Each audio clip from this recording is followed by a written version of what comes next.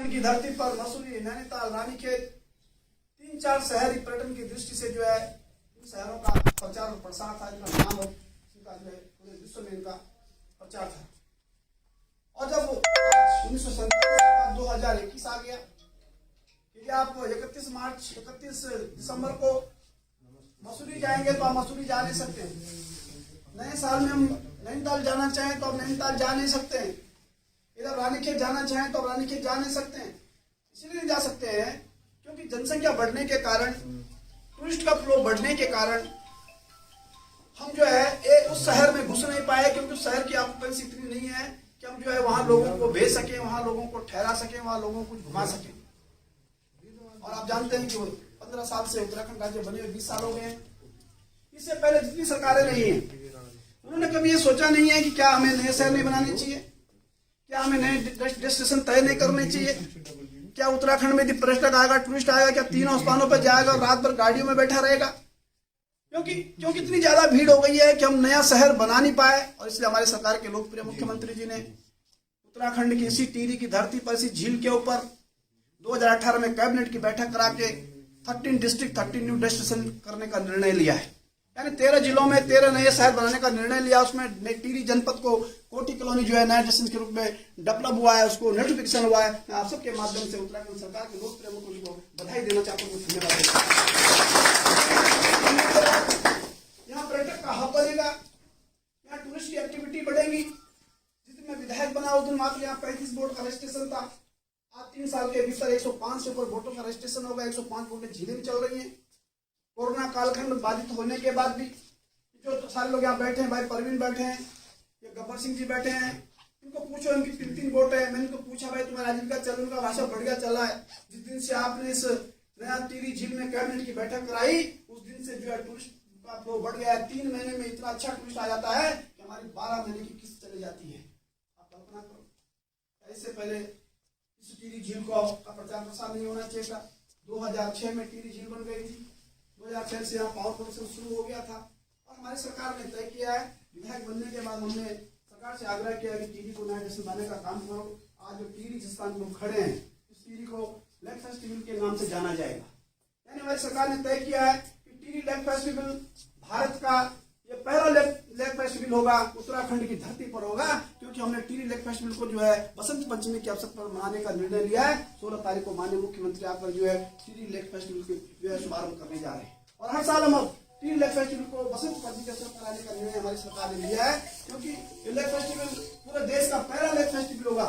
क्योंकि भारत की धरती पर पहाड़ जैसे प्रदेश वाले राज्य के इस पहाड़ी जनपद में, जहाँ की हाइट जो है लगभग जो है टिहरी यहाँ छोड़ूंगा तो नेत्री की हाइट 2500 मीटर है। इसकी धरती पर भी 42 किलोमीटर झील कहीं है, तो टिहरी की धरती पे, उत्तराखंड की धरती पे। और ये इतना साहसिक पर्यटन इतना बड़ा केंद्र है कि आप इसको एक्सप्लॉइट करेंगे, इसका प्रचार प्रसार करेंगे तो आने वाले नौजवानों को जो है कहीं नौकरी करने की जरूरत नहीं है, तो स्वरोजगार के माध्यम से अपनी आजीविका चलाने का काम करें। और हमने उसके लिए नए रास्ते खोले, नए विजन के साथ हम मैदान में है। आज आप जानते हैं कि इस टिहरी लेक फेस्टिवल के बाद जो पर्यटन का हब बनेगा, इसे चारों तरफ से रिंग रोड बनाने का काम कर रहे हैं। 3500 करोड़ रुपए की रिंग रोड बना रहे हैं। अब आप कहेंगे कि साहब, कल वो बयान देंगे कि साहब विधायक ने कहा कि 3500 करोड़ कहाँ है? 3500 करोड़, ये 3500 करोड़ आज ही खर्च नहीं होगा और आज ही धरातल पर दिखेगा नहीं। मेरे मित्रों, इसके हमने प्लानिंग कर दी है। रिंग रोड बनाकर जो है 3500 करोड़ की सड़कें बना रहे हैं, ताकि चारों तरफ रिंग रोड बनेगी। यानी वाले 10 साल में जो है टिहरी के नक्शे पर जो रिंग रोड का जो है मानचित्र दिखने का काम होगा। क्योंकि पैसा धरातल पर आने में समय लगता है, खर्च होने में समय लगता है। लैंड एक्विजिशन का मामला है, जमीन लेनी है, उसके बाद जो है लोगों की ग्रीवांसेस को सुनना है। इन सब कम करके हम पूरे टिहरी झील के चारों तरफ जो है हम रिंग रोड बनाने का काम कर रहे हैं। इतना ही नहीं है, आप देख रहे हैं ऑल सड़क के कारण ऋषिकेश से कोटी कॉलोनी में हम 1.5 घंटे में पहुंच जाते हैं।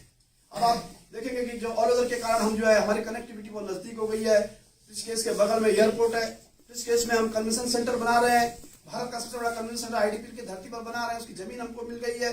भारत की जितनी भी बड़ी बड़ी कॉन्फ्रेंस होंगी आने वाले 10 साल के बाद जो है उत्तराखंड की धरती ऋषिकेश में होंगी। तब हैदराबाद हाउस नहीं जाना पड़ेगा, तब जो है भारत के राष्ट्रपति के भवन का जो है उपयोग नहीं करना पड़ेगा। विश्व के राजदूत आएंगे और कन्वेंशन सेंटर जो ऋषिकेश में हम बना रहे हैं वहीं पर बड़ी बड़ी कॉन्फ्रेंस होंगी। जब वहां पर सारे विश्व के राजदूत आएंगे, विश्व के उद्योगपति आएंगे, विश्व के जो बड़ी बड़ी मल्टीनेशनल कंपनी के सीईओ आएंगे, तो वो फिर टिहरी झील में भी आएंगे, वो बद्रीनाथ भी जाएंगे, वो केदारनाथ भी जाएंगे, वो यमुनोत्री भी जाएंगे, वो गंगोत्री भी जाएंगे। क्योंकि हमने आने वाले 20 साल का, आने वाले 30 साल का, आने वाले 100 साल का उत्तराखंड का विजन जो है हमने अपनी सरकार के सम्मुख रखा है। और हमारी सरकार के लोकप्रिय मुख्यमंत्री जी ने इस उत्तराखंड की धरती को टूरिस्ट का बनाने के लिए जो है बहुत दीर्घकालिक काम करने का काम किया है। इसी कारण आज कनेक्टिविटी के माध्यम आप देख रहे हैं और उधर सड़कें बन रही है। अब जो है चारों धामों की सड़कें बन रही है।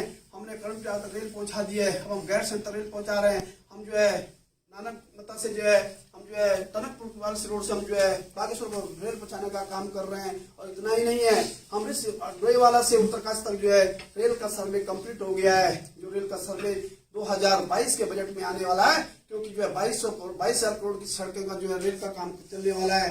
जो जाजल है ऋषिकेश के बगल में स्टेशन, वहां पर रेल का स्टेशन बनेगा। जाजल से बड़ोडा से जो है चिनालीसोट से उत्तरकाशी पूरा सर्वे कंप्लीट हो गया है। और जाजल से डोईवाला 15 मिनट में हम जाएंगे, क्योंकि जाजल में रेलवे का बड़ा स्टेशन बनना है। वहां से डोईवाला की दूरी रेल से जो है मात्र 15 मिनट में हम जो है देहरादून पहुंच जाएंगे। यानी आने वाले समय के भीतर डोईवाला के बगल में एयरपोर्ट है। जो भी यात्री एयरपोर्ट पे आएगा वहां से ट्रेन में बैठकर जो 15 मिनट में टिहरी आएगा, तो निश्चित रूप से टिहरी झील में आने वाले समय में जो है कितना टूरिस्ट यहाँ बढ़ जाएगा कल्पना नहीं कर सकते हैं। हम टिहरी को जो है मास्टर प्लान के शहर को हमने देश और दुनिया के पर्यटन के मार्ग पर लाने का काम किया है। और इसलिए किया है क्योंकि हमको रोजगार मिले, हमको स्वरोजगार मिले। क्योंकि सरकारी नौकरियां सीमित हैं, वो हर सबको लग नहीं सकती हैं। एक बार कोई नौकरी लगता है, 60 साल रिटायरमेंट होता है, उसके बाद दूसरी नौकरी की संभावना बनती है। और विश्व के देशों का आप तो पढ़े लिखे लोग, नौजवान लोग हैं, आपके मन में होगा कि मैं नौकरी कब लगूंगा, लेकिन नौकरी सब नहीं कर सकते।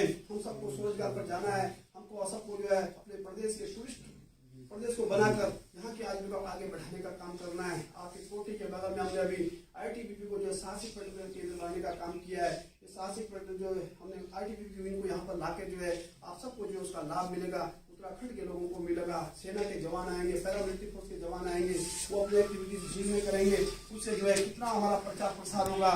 हम जो है बाहर के लोग आगे, विश्व की सेनाएं आएंगी आने वाले समय में। जब सेनाओं का संयुक्त अभ्यास होता है, वो संयुक्त अभ्यास जो है जो राजस्थान की धरती पर होता है, वो जो है आंध्र प्रदेश में होता है, वो तमिलनाडु में होता है, समुद्र किनारे होता है। तो टिहरी झील में भी जो है आने वाले समय में विभिन्न देशों की सेनाओं का संयुक्त अभ्यास होगा। आप कल्पना नहीं कर सकते हैं कि आने वाले समय में जो है ये टिहरी का नाम विश्व की धरती पर कहाँ कहाँ पहुंच जाएगा। जिस दिन अमेरिका की सेना, रूस की सेना, चाइना की सेना, जापान की सेना आकर जो है टिहरी झील में जो है संयुक्त अभ्यास करेगी, उतना कल्पना नहीं कर सकते कि टिहरी का कितना बड़ा नाम हो जाएगा। हमने वो इरादे, हमने वो इतिहास लिख दिया है। हमने टिहरी का इतिहास लिख दिया है कि आने वाले हजारों साल के बाद भी इस टिहरी की झील पर जो है विश्व की नजर रहेगी। और विश्व के लोग आकर यहाँ पर जो है पर्यटन के रूप में हम सबको जो है हमारे आजीविका संवर्धन करने का काम करेंगे। इसलिए आज इस अवसर पर मैं आप सबको ढेर सारी शुभकामनाएं देना चाहता हूँ, आप सबको बधाई देना चाहता हूँ। आप प्रशिक्षण के माध्यम से अपने जीवन में आगे बढ़े।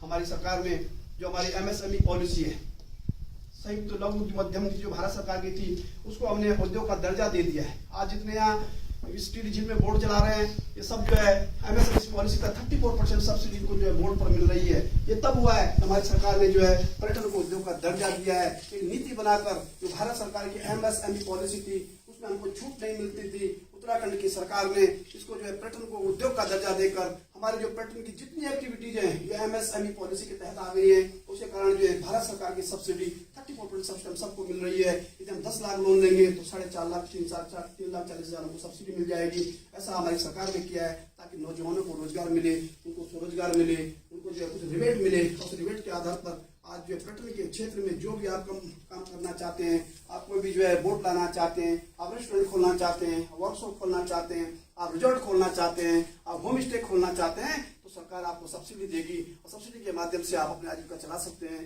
क्योंकि स्वरोजगार के क्षेत्र में नौकरी पाने के लिए हमारी सरकार ने बहुत ही कारगर नीति का काम किया है। और इसलिए आज सब पर मैं आप सबको शुभकामनाएं देता हूँ कि आने वाले समय में आप अपने विजन के आधार पर, अपने इंटेलिजेंट जो आपकी इंटरचता है, जो आपकी बौद्धिक स्तर है, उस स्तर को बढ़ाते हुए आप जो है स्वरोजगार में जाकर अपने जीवन, अपने परिवार को आगे बढ़ाकर साथ साथ इस देश और प्रदेश का भला करेंगे। इन शुभकामनाओं के साथ मैं एक बार पुनः जिला खेल अधिकारी जी को, पर्यटन अधिकारी जी को और आप सब प्रशिक्षक जो बाहर से आए हैं उन सबको अपनी शुभकामनाएं देता हूँ। टिहरी झील महोत्सव 16 से 18, 17, 16, 17 तारीख को होगा। माननीय मुख्यमंत्री 15 तारीख को रात यहाँ आ जाएंगे और हम सब आपका भी उस दिन ये प्रशिक्षण के माध्यम से आप सबका भी परिचय कराने का काम करेंगे, क्योंकि उस एक्टिविटी का पार्ट करेंगे। ये टिहरी हम सबको आगे ले जाए, ये टिहरी रोजगार का हब बने, ये उत्तराखंड की अर्थव्यवस्था का रीढ़ बने। ऐसे संकल्प के साथ हम इस टिहरी जनपद नहीं, पूरे उत्तराखंड के सरकार के माध्यम से हम इस टिहरी के नाम को आगे बढ़ाने का काम कर रहे हैं। मैं आप सबसे आग्रह करना चाहता हूँ कि पॉजिटिव रहना है, हमेशा पॉजिटिव रहकर आगे बढ़ना है, क्योंकि नेगेटिविटी को खत्म करना है। और आप सब नौजवान हैं, ऊर्जावान हैं, अपनी पढ़ाई लिखाई कर रहे हैं। मैं आपको ये बताना चाहता हूँ कि आने वाले समय में आप अपनी नई ऊंचाई छूने का काम करें। इन शुभकामनाओं के साथ एक बार पुनः आप सबको ढेर सारी शुभकामनाएं देते हुए अपनी बात समाप्त करता हूँ। बहुत बहुत धन्यवाद।